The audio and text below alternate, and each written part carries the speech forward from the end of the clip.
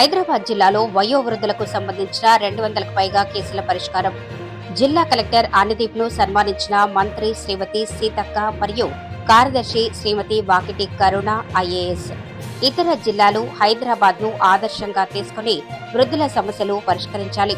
రాష్ట్ర మహిళాభివృద్ధి మరియు శిశు సంక్షేమ శాఖ మంత్రి జి అనసూయ సీతక్క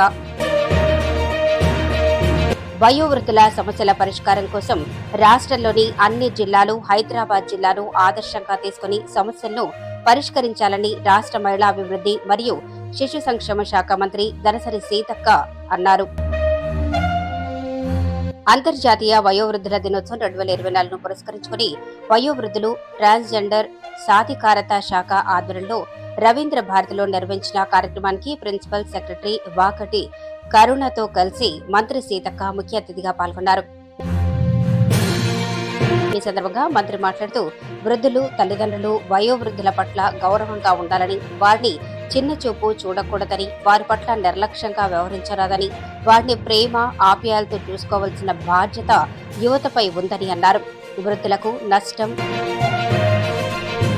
అన్యాయం, నిరాధారణకు గురైతే మొబైల్ యాప్ను 145675ను సంప్రదించాలని అన్నారు. వృద్ధుల సమస్యల పరిష్కారం కోసం హైదరాబాద్ జిల్లా కలెక్టర్ అనుదీప్ దురిశెట్టి ప్రత్యేక డ్రైవ్ చేపట్టి దాదాపు 200కు పైగా వృద్ధుల స్థిర, చర, రక్షణ, మెయింటెనెన్స్ సమస్యలను పరిష్కరించారని, వారిని ఆదర్శంగా తీసుకుని రాష్ట్రంలోని మిగతా జిల్లాలు వృద్ధుల సమస్యల పరిష్కారం కోసం కృషి చేయాలన్నారు.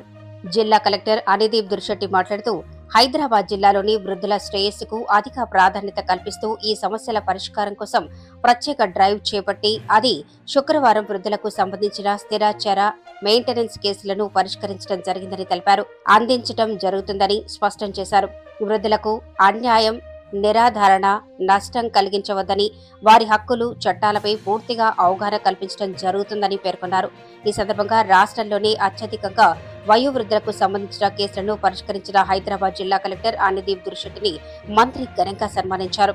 ఈ కార్యక్రమంలో మహిళాభివృద్ధి, శిశు సంక్షేమ శాఖ ప్రిన్సిపల్ సెక్రటరీ ఒకటి కరుణ, సంచాలకులు శైలజ, ఏడీ రాజేందర్, ఉద్యోగులు, సిబ్బంది, ఎన్జీఓ సంఘాలు తదితరులు పాల్గొన్నారు.